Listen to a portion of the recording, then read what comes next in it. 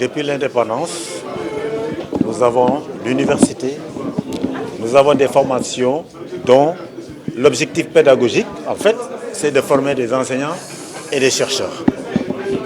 Or, aujourd'hui, comme vous le savez, nous vivons l'ère de l'information. L'ère de l'information et, si je prends le gouvernement du Sénégal veut développer l'économie de la connaissance. Mais pour réussir l'économie de la connaissance, il faut quand même des experts, des compétences adaptées.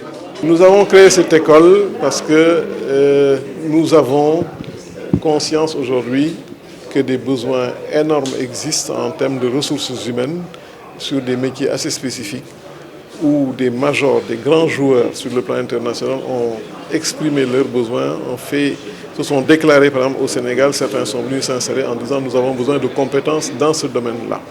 Ce sont des métiers assez pointus pour lesquels malheureusement les formateurs ne courent pas les rues.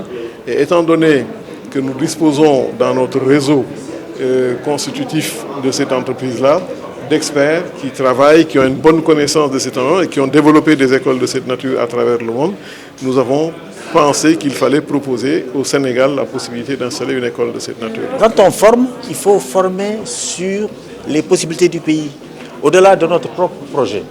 Aujourd'hui, tout le monde sait que nous avons la mer, nous avons le soleil, nous avons des mines, etc.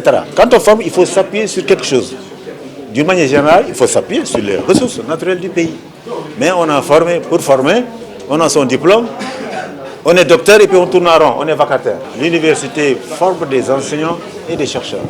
Quand on forme, il faut former à partir des besoins concrets et des possibilités. Aujourd'hui, on a voulu démarrer des formations dans le domaine du numérique parce qu'il y a une grosse société de la place qui veut 2000 ingénieurs. Quand ils sont venus, ils n'en ont trouvé que 50. On vient contribuer. Tout à l'heure, le représentant de l'équipe de l'ambassade de France a dit qu'il faut forcément des experts dans le corps professoral. Moi, j'en veux pour preuve. Quand j'étais élève ingénieur, tous les enseignants étaient de l'école. Mais aujourd'hui, quand je vais enseigner, parce que j'enseigne dans les écoles d'ingénieurs, mais il n'y a que des vacataires experts. C'est dommage qu'aujourd'hui, par exemple, quand un garçon a une mention très bien au bac, premier lauréat du bac, etc. et tout ça, la seule chose qu'on puisse lui offrir, c'est qu'il aille à l'étranger pour étudier. Aujourd'hui, on veut même inverser le cycle.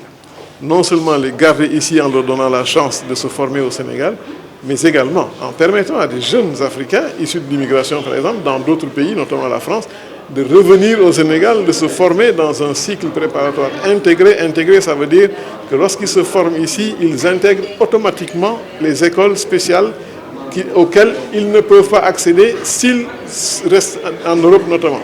Parce qu'ils sont obligés de faire un concours d'entrée. Et s'ils se forment par contre dans le cycle que nous mettons en place, ils intègrent automatiquement ces écoles-là. Les enseignements que nous allons mettre en place sont des enseignements assis sur des standards internationaux. L'école polytechnique de Thiès est une référence, c'est une success story que nous saluons.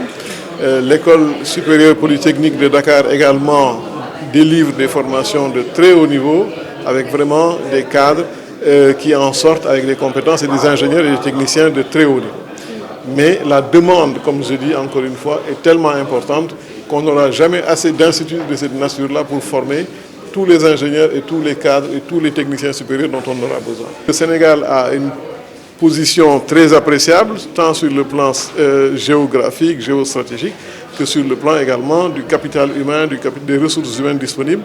Mais malheureusement, souvent, le contenu des enseignements n'a pas été jugé de nature à répondre de manière claire, précise et opérationnelle. Il y a d'autres métiers également pour lesquels il n'y a aucune formation disponible ici au Sénégal, tels que les logiciels embarqués, tels que la cybersécurité, ou même quand ces formations existent, elles n'ont pas été jugées aptes à répondre aux préoccupations et aux exigences des joueurs internationaux de ces grands groupes internationaux qui veulent travailler au Sénégal. La technologie évolue tous les jours. Tous les jours, il faut se mettre à jour. Et aujourd'hui, quand on ne produit pas, quand on n'est pas dans l'industrie, c'est très difficile de suivre. Parce que la technologie évolue tous les jours, tous les jours, tous les jours. Un professeur de maths aujourd'hui peut vous expliquer tout ce que vous voulez. Un professeur de physique, même chose. Mais en nouvelle technologie, ça évolue tous les jours. C'est difficile de suivre. Et quand on ne produit pas, on ne peut pas être expert. Il y a cette mobilité dans les deux sens.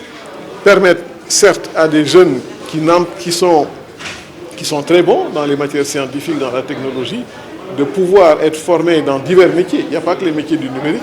Il peut y avoir de bons bacheliers, de bons scientifiques formés, mais qui feront une prépa ici au Sénégal et qui pourront par exemple aller dans des grandes écoles d'ingénieurs partout dans le monde. Okay. Mais dans les domaines précis, nous, que nous ciblons, ils n'ont plus besoin d'aller à l'étranger.